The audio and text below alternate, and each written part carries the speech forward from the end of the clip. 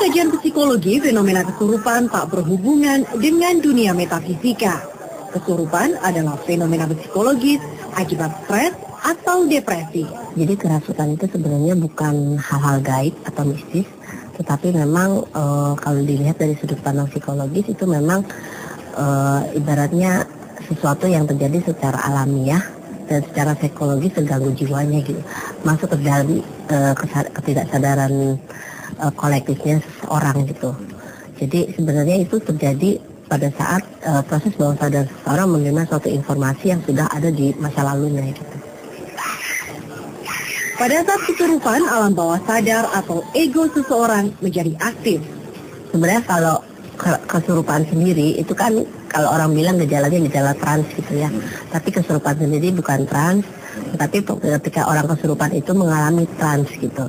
Jadi trans itu gejala yang alami dari proses bawah sadar seseorang ketika seorang mengalami kesurupan. Sedangkan kesurupan sendiri itu adalah gangguan psikologis yang disebabkan karena seseorang itu stres. Biasanya kalau misalnya seseorang itu mengalami stres yang sudah ambang batasnya sudah mencapai puncaknya, itu biasanya akan mengalami suatu gejala-gejala yang sebelum depresi mungkin dia akan mengalami gejala-gejala seperti itu gitu. Nah, ketika seseorang itu nggak kuat untuk menahan ambang stresnya itu, ambang stres itu bisa jebol dan orang bisa memilih antara dia yang fight menghadapi stresnya itu, atau dia flight, dia kabur, atau freeze, dia diem. Nah, kesurupan itu terjadi pada orang yang ketika freeze, kemudian dia flight ke dalam dirinya, sehingga dirinya itu terpecah, split. Namanya siapa, Mbak?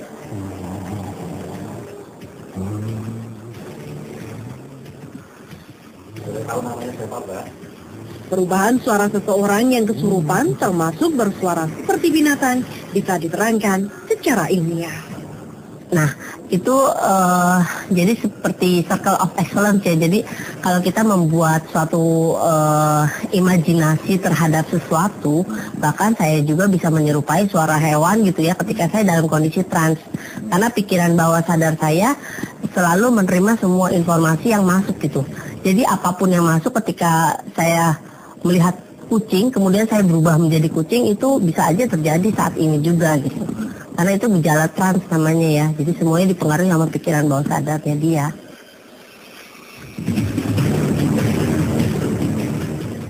Budaya Indonesia itu terkenal dengan yang gaib-gaib. Itu semuanya terjadi pada saat yang tadi saya bilang ketidaksadaran kolektif. Jadi ketika roh nenek moyangnya masuk ke dalam dirinya dia, kemudian yang kayak tadi dia bisa menyerupai jadi binatang, dia menyerupai jadi apa, kemudian dia ikut trans dan akhirnya kesurupan, kemudian dia melakukan sesuatu yang memang di luar kesadaran dirinya. Itu memang penjelasannya bisa dijelaskan secara psikologis dan semuanya itu ilmiah gitu. Ya, secara psikologis saya percaya nggak percaya sama makhluk halus, tapi itu gejala kesurupan itu murni bukan karena makhluk gaib. Kesurupan massal yang sering terjadi pada anak-anak sekolah terjadi karena kondisi mental anak sekolah rentan stres.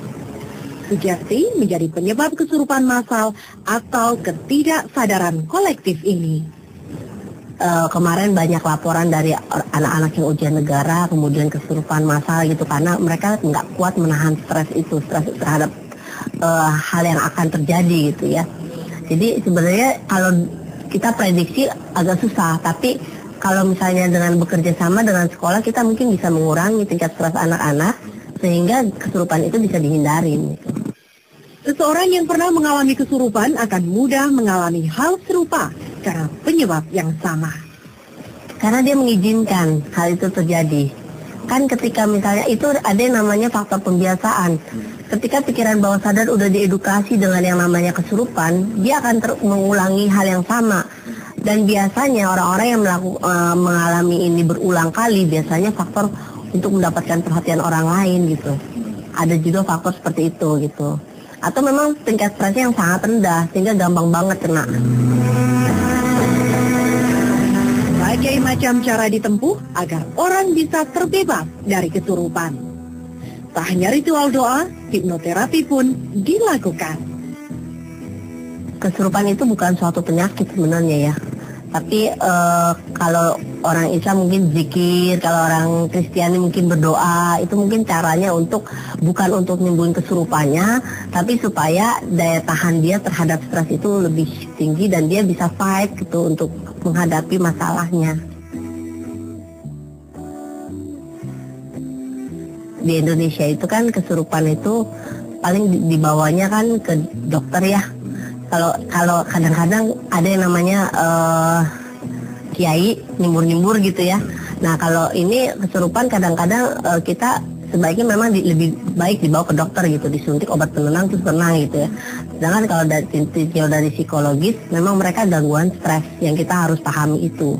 Sehingga ketika kita melihat orang yang sedang kesurupan, biasanya kita jauhi gitu, jangan sentuh. Karena dengan menyentuh dia akan menambah bereaksinya dia gitu. Karena kan semakin diperhatikan semakin dia menjadi-jadi. Sehingga yang biasanya dilakukan, saya biasa suka ngajak ngobrol.